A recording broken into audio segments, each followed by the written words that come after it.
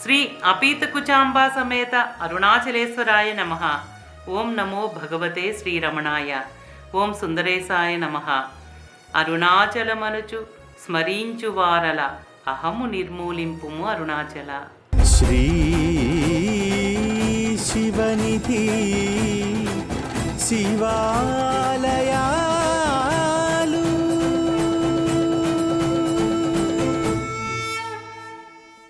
శ్రీ శివనిధి శివాలయాల కార్యక్రమంలో ముందు భాగంలో 11వ శతాబ్దంలో మొదటి రాజాదిరాజ తిరువన్నామలై ఆలయానికి చేసిన అభివృద్ధికి సంబంధించిన శిలాశాసనాలను తెలుసుకున్నాం. ఈ భాగంలో 12వ శతాబ్దంలో అరుణాచలేశ్వరుని ఆలయంలో 2వ రాజాదిరాజ కాలానికి సంబంధించిన ఆలయ అభివృద్ధిని శిలాశాసనాల ద్వారా తెలుసుకుందాం.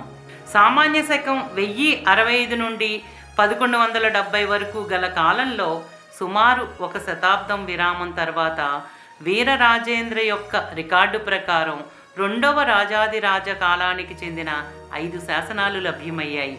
వీటిలో మొదటిది ఆయన పరిపాలనా కాలమైన 4వ సంవత్సరం అంటే 1170 నాటిదిగా పేర్కొనబడింది. ఆయన పూర్వీకుడు 2వ రాజరాజ, అతని వారసుడు 3వ కులోత్తుంగ చోళునితో అతనికి సంబంధానికి సంబంధించి కొంత అస్పష్టత ఉంది. 2వ రాజాదిరాజ వంశంలో వారసుడు లేకపోవడంతో అతని కుమార్తె కొడుకు అంటే విక్రమచోళుని మనవడైన 2వ రాజరాజ విక్రమచోళుని పరిపాలనా కాలం చివరిలో వారసుడిగా ఎంపిక చేయబడ్డారు. 2వ రాజాదిరాజ సహప్రతినిధిగాను కొంతకాలం రాజారావు పరిపాలించారు.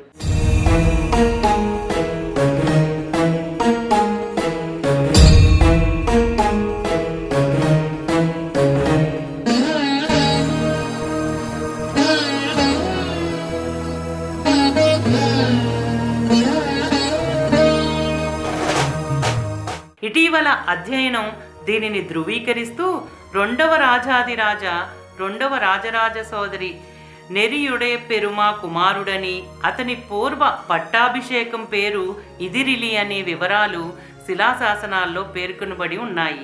ఈ రాజు యొక్క 5 శాసనాలలో 4 శాసనాలు లిపిశాస్త్రం ఆధారంగా కాపీ చేయబడ్డాయి. 3 శాసనాలైన 81, 82, 84 1902 కాలంలోనూ, ఒక శాసనమైన 83 1945, 46 కాలంలోనూ, 5వ శాసనమైన 85 ఇటీవల కనుగొనబడ్డాయి. 3 శాసనాలు రాజు యొక్క పరిపాలనా కాలంలోని 4వ సంవత్సరం నాటివి. వాటిలో ఒకటి కిలిగోపురానికి ఉత్తరాన 2వ ప్రాకారంలో జంబుకేశ్వర ఆలయం గోడలపై చెక్కబడి ఉంది. 1170లో ఈ ఆలయం ఉనికిని ధృవీకరిస్తూ వేసాలిప్పాడి నాడులోని వాగూరుకి చెందిన దామోదరన్ కుమారుడు అలియాస్ అముదవల్ల వక్కన్ తిరువన్నామలై ఒడయారుకు నందదీపాన్ని బహుమతిగా ఇచ్చినట్లు నమోదు చేయబడి ఉన్నాయి. ఈ దీపాన్ని వెలిగించటం కోసం ఆయన 32 ఆవులను, 1 ఎద్దును దానం చేశాడు. ఆయన విరుందన్ అనే గొర్రెల కాపరికి బాధ్యతను అప్పగించారు. పైన పేర్కొన్న ఆలయానికి సమీపంలో ఉన్న చిదంబరేశ్వర ఆలయం గోడపై అదే సంవత్సరం మరొక శాసనం చెక్కబడింది. 1170లో ఈ క్షేత్రం ఉనికిని ధృవీకరిస్తూ పైన చెప్పబడిన దాత ద్వారా ఆలయంలో మూలమూర్తికి 32 ఆవుల దానంతో పాటు నందదీపాన్ని బహుమతిగా ఇచ్చినట్లు నమోదు చేయబడింది. ఇక్కడ విరుందన్ తల్లి మలట్రాలి అని స్పష్టంగా చెప్పబడింది. ఆలయం గోడపై ఉన్న 1170 నాటి 3వ రికార్డు మనకు ఆసక్తికరమైన సమాచారాన్ని అందిస్తుంది.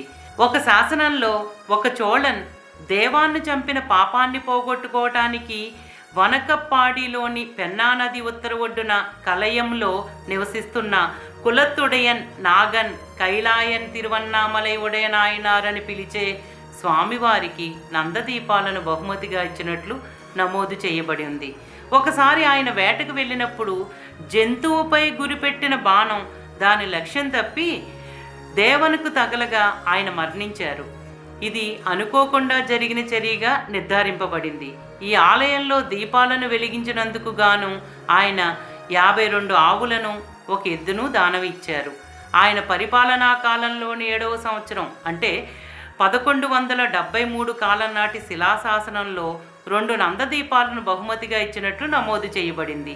దీనికోసం 64 ఆవులు, 2 ఎద్దులను మరుదన్ అలియాస్ అయ్యర్కుల్ల నాయర్కోన్ తిరువన్నామలై ఉడయనాయనార్ స్వామికి ఇచ్చారు.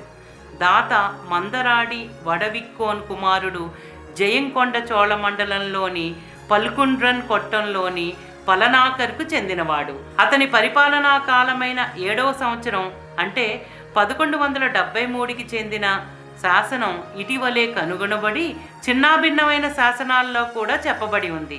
అది బహుశా రాజుకు సామంతుడైన అప్పకాయన్ కుట్టుతుండేవర్ అలియాస్ పిరితివి గంగన్పై ఏమీ చెయ్యకూడదని 3 వ్యక్తులు ఇచ్చిన హామీని నమోదు చేయటం ఆసక్తికరంగా ఉంది.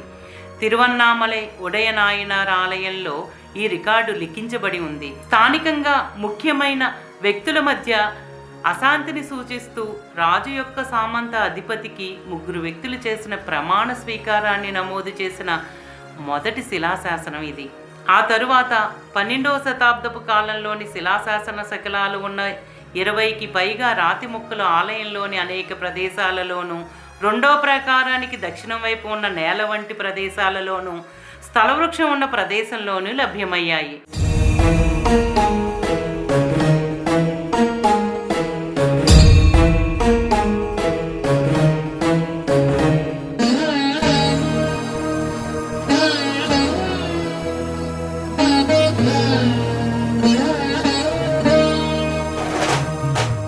మరికొన్ని శిలాశాసనాలు ఋషిగోపురం మధ్య, మందిరం చుట్టూ ఉన్న బారికేడు అంచున, మధ్య మందిరం యొక్క అర్ధమండపాల ముందు అంతరాల వంటి భాగం, కిలిగోపురం 1వ ప్రాకార దక్షిణ గోడపై, అమ్మవారి ఆలయానికి ఉత్తరానున్న గోడౌన్లో 3వ ప్రాకారం లోపల గోడపై ఉన్నాయి.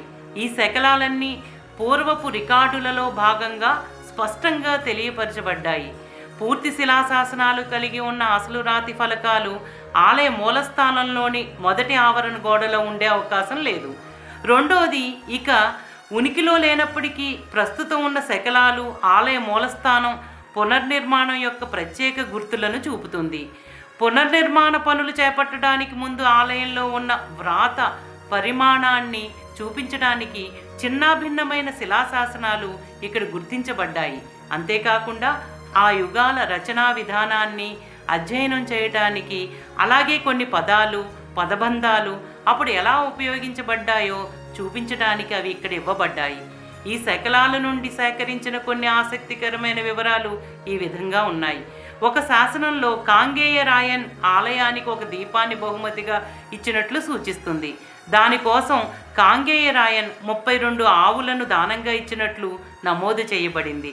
రెండవది, పెరియ మొదలియార్ పిళ్ళైగల్ గురించి ప్రస్తావించబడింది. ఇది బహుశా ఒక సంస్థ యొక్క శిష్యులను సూచిస్తుంది.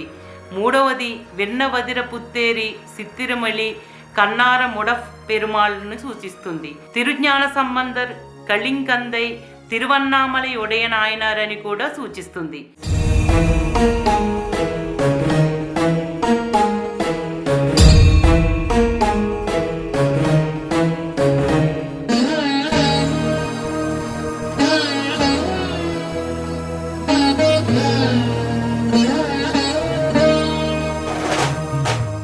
రెండవ రాజాదిరాజ పాలన యొక్క చివరి సంవత్సరాల్లో ఆ కాలం అంతటా చోళులు, పాండ్యుల మధ్య జరిగిన భీకర రాజకీయ కార్యకలాపాల గురించి పైన చర్చించిన రెండవ రాజాదిరాజ అతని కాలపు శాసనాలు మనకు ఎటువంటి సూచనను ఇవ్వవు.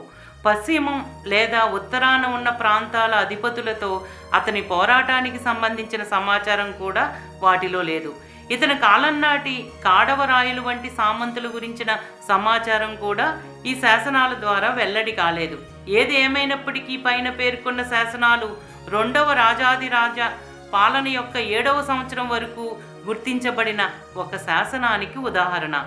ఇది మొదటి చోళ సామ్రాజ్యం యొక్క పెరుగుదలతో వృద్ధి చెందిన అధికారిక ప్రభుల వర్గం వంశపారంపర్య స్వభావం కలిగిన అనేక చిన్న చిన్న స్థానిక అధిపతులుగా మార్చుకునే పరివర్తనను ప్రభావితం చేయడంలో శాసనపర సంరక్షణ ముఖ్యమైన పాత్రను కలిగి ఉన్నట్లు ఈ శాసనంలో చెప్పబడింది. ఇప్పటి వరకు 12వ శతాబ్దంలో రెండవ రాజాదిరాజ తిరువన్నామలైలోని అరుణాచలేశ్వరుని ఆలయ అభివృద్ధి కార్యక్రమాలను శిలాశాసనాల ద్వారా దర్శించుకున్నాం. వచ్చే భాగంలో 12-13వ శతాబ్దాలకు చెందిన 3వ కులోత్తుంగ చోళుడు అరుణాచలేశ్వరుని ఆలయ అభివృద్ధికి చేసిన విరాళాలను, దానాలను శిలాశాసనాల ద్వారా తెలుసుకుందాం. ఓం నమో భగవతే శ్రీరమణాయ. శ్రీ అపీతుకుచాంబా సమేత అరుణాచలేశ్వరాయ నమః. ఓం సుందరేశాయ నమః.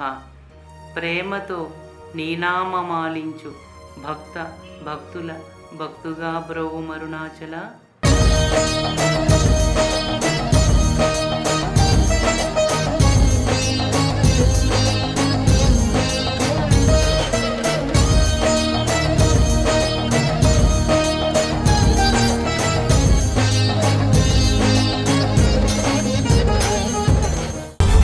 శ్రీ